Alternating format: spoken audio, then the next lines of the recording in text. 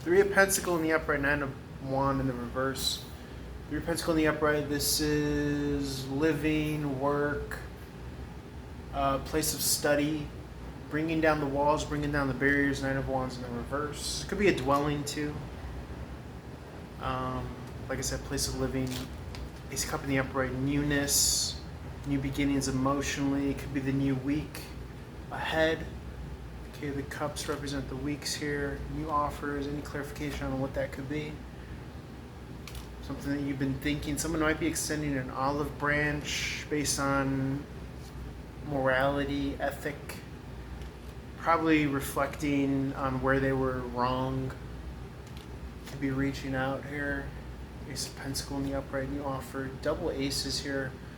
Endings, Ten of Wands, King of Wand. Cancerian Leo energy.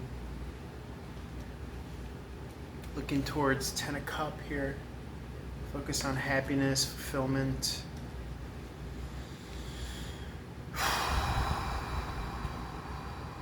Putting down the wall.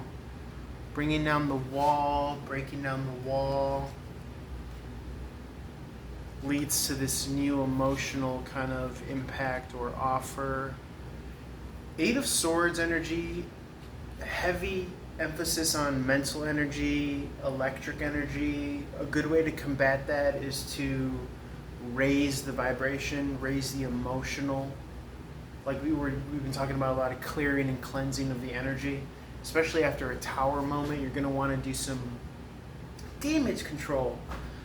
And so that's a good way to do it. Grounding is like I'm always boringly referring to grounding, but that really does work. A good workout, a good run, things like that. Meditation as well.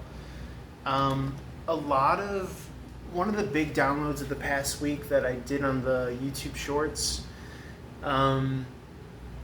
was the talk of the serpent on the astrological wheel, which is 8th house Scorpio, the scorpion / the serpent, how it travels to Leo the lion. So Scorpio / serpentine energy, this is lower energy centers, right? Scorpio rules the anatomy.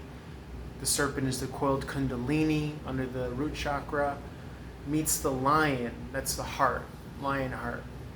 Scientifically, cats are milliseconds quicker than serpents. So when the serpent strikes, the cat bats it down, right? This is evolutional purposes, but it really fits on the astrological wheel when you're moving backwards from the 8th house to Leo the lion, the 5th house, which is better natured, energy of children, R&R, vacation, creative energy, drama, love, 5th house, fun, playful energy. The arts, romance. And so it is very this kind of like relying on the instincts, right? Knowing that when you are faced with the serpent, you are built in, the mammalian, right, brain has covered that basis, 333 on the clock. Now, in moving further retro, regressively on the astrological wheel, we're moving to Taurus and also Aries, which is Taurus is the cerebellum, as Santos Bonacci calls it, the cerebellum, but play on words, cerebellum, cerebellum. It's also the motor skills, right? The power, your shoulders, your neck. So if you have a lot of power problems in the neck and the shoulders with your motor skills, it means that you're carrying a lot of worry and burden.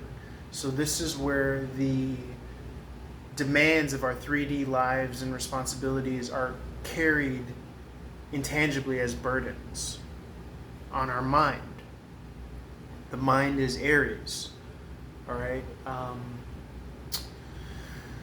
Cerebrum, ram, Aries the ram, okay? Moving backwards, regressing on the astrological wheel. You sacrifice the bull and the goat, or the ram, Taurus and the ram, 444 on the clock, to Pisces. Pisces is heaven or hell, right? Pisces is the feet. The feet has the heel. Heel is a play on words for hell. But it's also, if you have the homunculus of a man stretched out around the astrological wheel, you go from Pisces, the feet, all the way to the reproductive of Scorpio, all the way to the heart of Leo the lion, all the way to the shoulders and the head of the ram, back to the feet. Well, in that little window above the ram is also where we start again. Pisces. Pisces, we said, could be heaven or hell. So sacrificing the ram and the bull, right? Relying on your instincts of heart of the lion, because the serpent, Scorpio, is also Pluto and Hades, hell, which brings us to Pisces. You have to sacrifice the cognitive left hemisphere, 555 on the clock, thinking, right? That's where we're manipulated upon, preyed upon, if you will, the egoic mindset, right? The persona. Sacrificing that allows for nirvana, allows for, the better half of the Piscean Aquarius side of the astrological wheel. The sign for Aquarius is the angel, okay? And yes, it's right next door to Capricorn, which is synonymous with the devil card. So hence how Pisces could be heaven and hell. So that was a big download this past week that I didn't really use the general reading, the length of the general reading as an explanation for, but it was a kind of interesting play on the whole sacrificial lamb, sacrificing the lamb of God, the ram of God. Sometimes you have to sacrifice. You see the emperor in the background with the ram's head. You have to sacrifice that and let go and trust that the Leo, the lion heart, again, is evolutionarily predisposed to bat away the serpent. All right, when the serpent tries to, manipulate you in the Garden of Eden, right? So, I just wanted to speak to that in a little bit more of a longer format. And that's what the spiritual path is. That's when you dive into meditation. That's when you let go, okay, of intrusive thoughts or of egoic thoughts or being caught in the web, right? He said, she said, fighting, tower moments, all that stuff. So,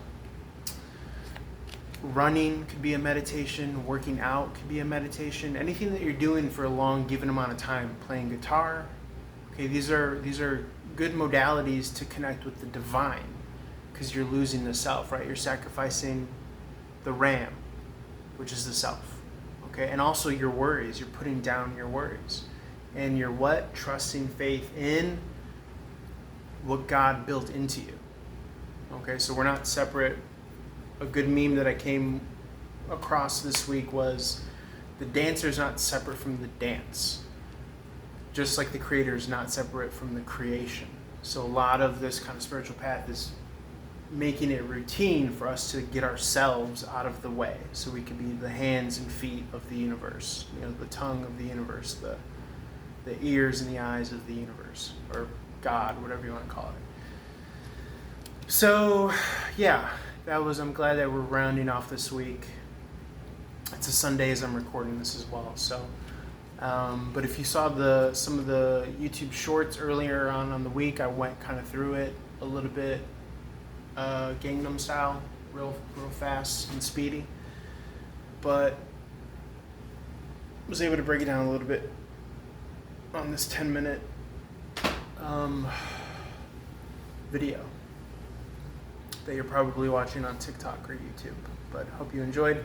Reach out for a reading, or if you want to learn how to read tarot professionally, my line's always open. My number's always out there available in the description box of my YouTube videos or on my TikTok, on my Instagram. I'll let you play.